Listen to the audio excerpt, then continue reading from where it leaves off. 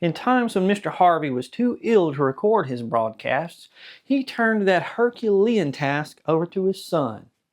Here's Paul Harvey Jr. Now, the rest of the story. Should the entertainment media be subject to censorship? We've been debating that issue for 100 years. In fact, back in 1908, there was one fellow who got so fed up with, well, smut on stage and prurience in print that he wrote an article for the prestigious 19th Century magazine, sternly advocating the censorship of fiction in general. Contemporary fiction authors, the article begins, have abused their freedom of speech. And when a fiction writer neglects his moral responsibility to his readers, then the guardians of public morality must get involved, must censor that. And moral decay in literature does not happen suddenly, the article says. It creeps in by degrees. So, censorship must be continuous and rigid, the article demands. There must be no beginnings of evil. Now, this next you're not going to like, but remember, I'm only quoting this 1908 magazine article. Of those with base appetites, so-called, who yearn for the decadent, quote, women are the worst offenders of this breach of moral law. What use is it, the article says, to guard against evil in one form while in another it is free to act? In all things in which suggestion plays a part, there is a possible element of evil. A close analysis will show that the only emotions which in the long run harm are those arising from sex impulses. Now, I should mention that the article names no transgressing writers in particular, depriving them of the, quote, advertisement which they crave, end quote. Such are merely contemptuously referred to throughout as they, quote, they found an art wholesome and made it morbid. They found it pure and left it sullied. They, in their selfish greed, tried to deprave where others had striven to elevate.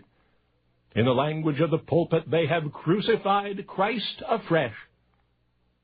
Still quoting, this article is no mere protest against academic faults or breaches of good taste. It is a deliberate indictment of a class of literature so vile that it is actually corrupting the nation. The war between God and the devil, the article calls it. All right. But if having heard all that leaves you applauding, there is something else you ought to hear. That spiritual war of which the opinionated writer wrote, that was going on also in his own secret life. Publicly a devoted husband, a loving father, a respected businessman, privately he was a corrupt, carousing libertine destined to die in his 60s of syphilis. And one thing more, that self-conceived moralist who so righteously promoted literary censorship, that fellow who was so concerned with, quote, evil and suggestion and sex impulses, why, he was the same man who spilled from his own lurid pen the epitome of all he claimed to despise. You see, he was Bram Stoker, creator of the most evil, the most suggestive, the sexiest storybook villain of that era. Dracula. Only now, you know the rest of the story. And now the rest of the story. When we hear Bram Stoker's name, if we associate it with anything at all, it's Dracula. When we think of the monsters of Halloween, Dracula is high on the list, if not first on the list. But what do we know about Dracula's creator? Abraham Stoker was born in November 1847 in Dublin, Ireland. Friends and family called him Bram to differentiate him from his father, who was also named Abraham Stoker.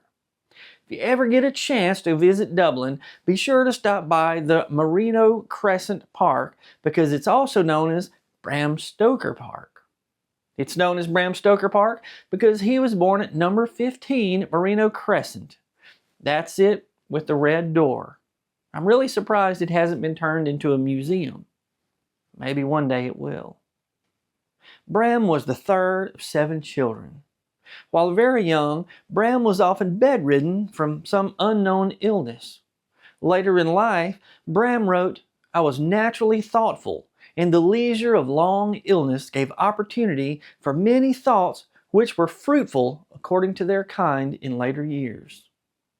15 years before Bram was born, Bram's mother, Charlotte, was living in Sligo during the 1832 cholera epidemic.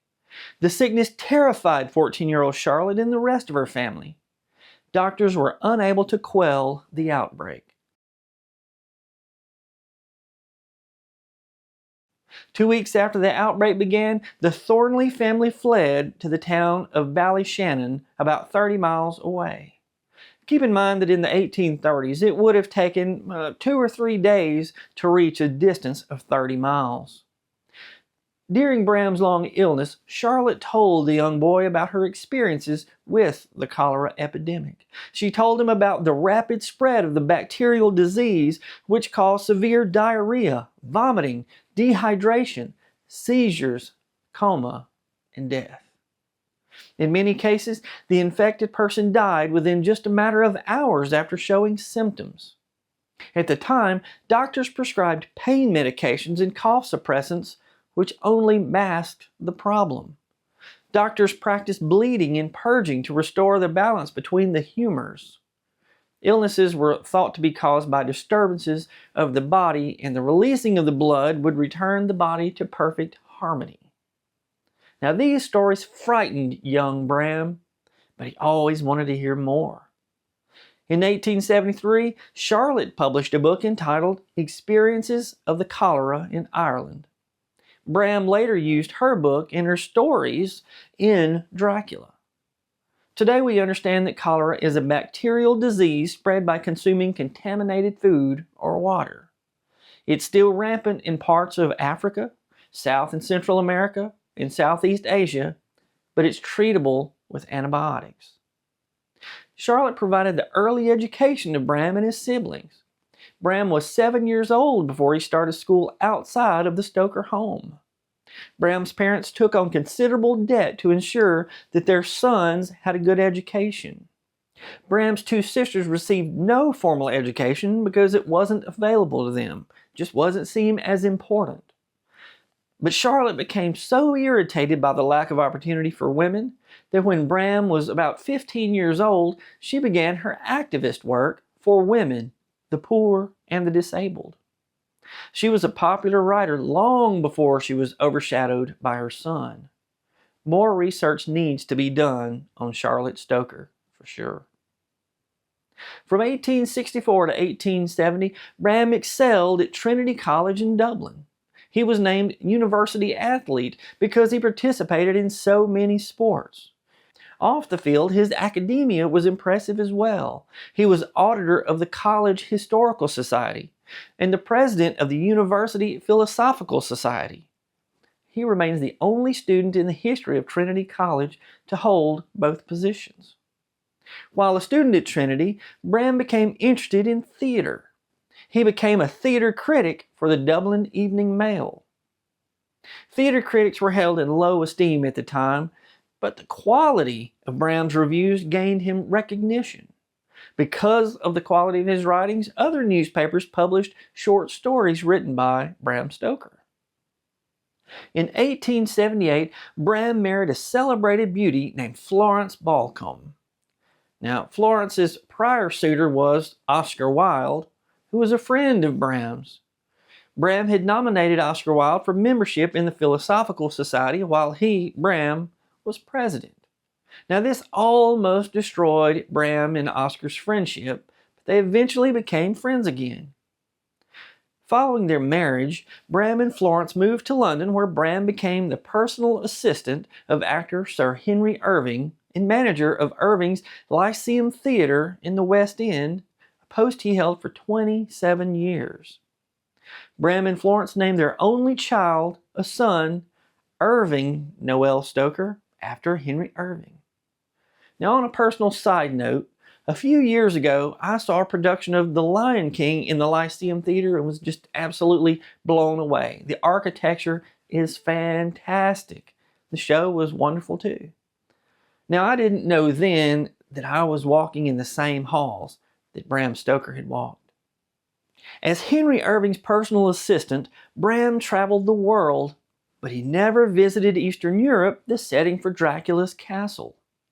In August 1894, Bram and his wife and son took a much-needed break at the Kilmarnock Arms Hotel on the northeastern coast of Scotland. The hotel still exists today, and they still have the register that Bram signed, Mr. and Mrs. Bram Stoker. Now, if you look just below their names, it's the name of their son, Noel Stoker.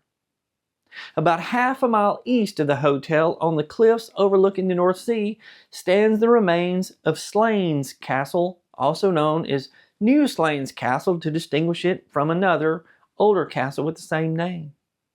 It was at this castle that Bram got the inspiration for Dracula's castle. In the book, Bram describes an octagonal room in Dracula's castle. The octagonal hall in Slains Castle matches Bram's description exactly. It was at the Kilmarnock Arms Hotel where Bram Stoker began writing Dracula. In 1896, Bram stayed at a guest house which overlooked the North Sea in Whitby on the east coast of England. Now, in the book, Count Dracula comes ashore at Whitby in the shape of a dog who runs up the 199 steps to the graveyard of St. Mary's Church next to the ruins of the Whitby Abbey. You can visit this exact spot today. The stairs are still there for you to climb. During his stay in Whitby, Bram visited the public library where he found a name that instantly struck him. He thought it meant devil in Romanian. That word was Dracula. He rushed back to his guest house and continued writing. You can stay in the same room where Bram worked on Dracula. It's now called Bram's View Apartment. I've added that to my bucket list. Oh yeah. Dracula became a worldwide phenomenon. There have been many film versions of Dracula. The most well-known image of the vampire is arguably that of Bela Lugosi as the title character in the 1931 film Dracula. Another more recent version of Dracula appeared in the animated Hotel Transylvania franchise starring Adam Sandler as the voice of Dracula. Do you have a favorite film version of Dracula? Bram Stoker's creation spawned a whole series of vampire books, films, and a plethora of merchandise. If you haven't read Bram Stoker's Dracula, I highly recommend it. I hope you have a happy Halloween. I'm Brad Dison. Thanks for watching, and now you know the rest of the story.